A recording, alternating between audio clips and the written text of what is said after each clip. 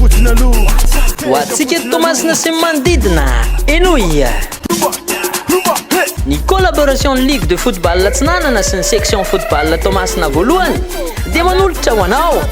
Super Coupe ny asabotsy 5 jolay manomboka amin'ny 2 ora sasany ao amin'ny stadium Barika 10 izy ho ianao ny iona amin'izany ny TGBC izay tompon-daka ny Ligue Atsinanana 5-24 ifanandrana amin'ny MAHABAT FC Champion Challenge ny section Tomasina voalohany lalao goavana io zay fanandrina ny rotota ka aza tarary fa ny vidibidirana dia mirary de mirary 2 ariary azadino fa misy ny fisariana ny tapakila zay nidiranao amin'ny andro io izay azahoana lelavola mitetina ray ariary koa tongava maro ary dia ento sy taominy namana sy ny tapaka ary ny fianakaviana manontolo indrindra ho anareo mpiala-tsasatra eto Tomasina Super Coupe